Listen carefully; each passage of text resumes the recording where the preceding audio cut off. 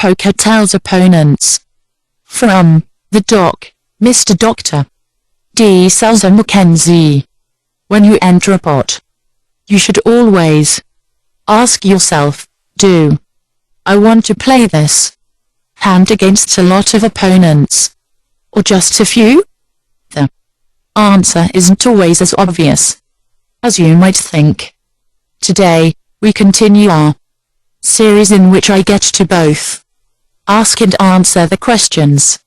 Remember, except where federal, state, or local regulations prevail, you have the right to suggest questions, and I have the right to modify your questions to the extent that they may be completely unrecognizable.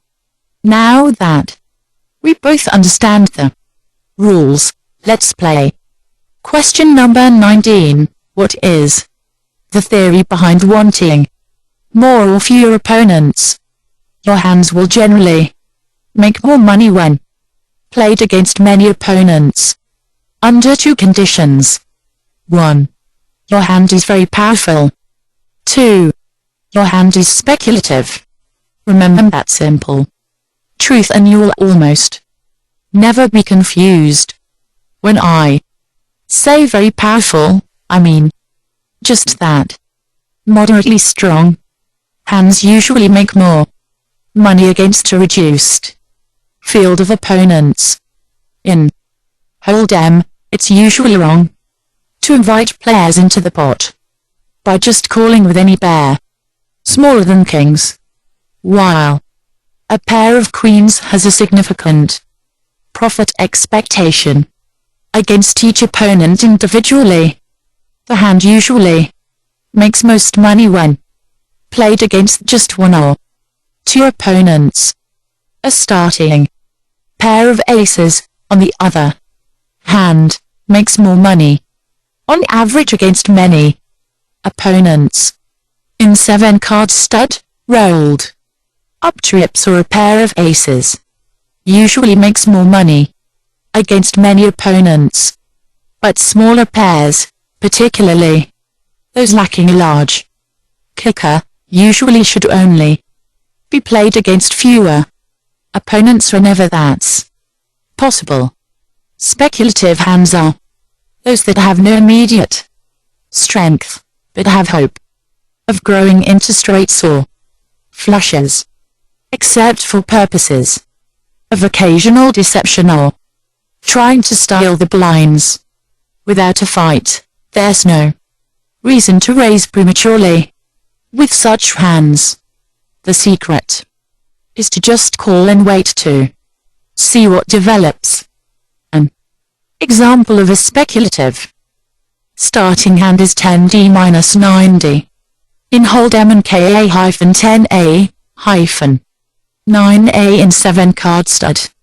Some hands can have dual strength, both speculative and initially strong, such as QS in Hold'em and AF-KF-8F in 7-card stud. Those dual category hands should usually be played more aggressively, but you can make your decision in accordance with other factors that I'll explain in future columns. The trick is to first decide whether your hand is primarily strong, primarily speculative, or in between. For the situation, always make a judgment before entering the pot.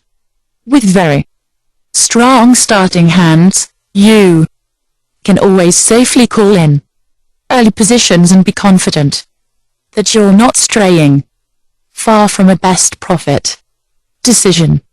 But you should often raise anyway, as I've discussed previously.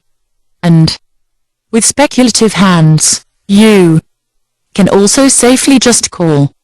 And that's what you usually should do with everything else. Moderately strong hands or moderately speculative hands making the initial raise is usually the right choice, except in the blind positions, if you play them at all. Question 20. Are there limits to whether many or few opponents are ideal? Yes. In the early 1980s I did a seminar at the Hilton Hotel in Las Vegas, showing that there was a right number of opponents for hands. As far as I know, this concept hadn't been dealt with previously. Too few opponents and you averaged less profit. Too many opponents and you also averaged less profit. As an example, 4 and sometimes 5 opponents turns out to be most profitable when you begin with a pair of aces in a limit hold'em game. The concept here is quite obvious if you think about extremes. Having an advantage against each opponent individually doesn't always mean you have an advantage against all opponents collectively. Mathematically, the size of the pot relative to your wagers won't keep pace with the increased chances that someone will get lucky as you add more and more opponents. The ultimate example would be if you're playing draw poker, no drawing allowed to improve a hand, and were dealt a king high straight flush, KFQF GF-10F-9F. The chance that someone will hold or make a royal flush to beat you is very slim. You'll make the most money if everyone at the table plays against you. But wait, what if you're playing with an infinitely large deck? Under our rules, we'll say you can't use 2 duplicate cards in your hand, such as 7F-7F. Duplicates must be immediately exchanged, so there's no such thing as 5 or a kind. The only hand that can beat you is a royal fine. Against one opponent, you're almost certainly going to win one bet. Against 7 opponents, you're expecting to win 7 bets. With more opponents, it gets better and better, until it gets worse. There are only 4 chances in 2,598,960 that an opponent will hold a royal 649,739 -TO-1 against. If you played against 650,000 opponents, you'd still win almost 70% of the time. I'll explain in complex math to you some other day. That's extremely profitable, so you'd rather play against all those foes than just a few. But what about 6 billion foes? Then, although you'd get a 6 billion-TO-1 return on your money, you wouldn't have one chance in 6 billion of winning. On average, you wouldn't just be beaten by one player, you'd be beat by over 9,000 of them. And the chances that no one holds a winning royal are so remote that you couldn't even fathom the odds.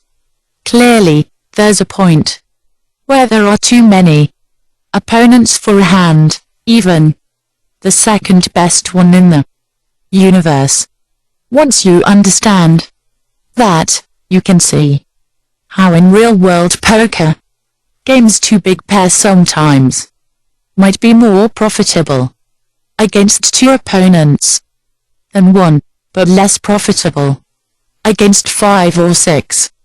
But understanding this theory doesn't help much in actual play. There's no way to dictate the exact number of opponents you would like to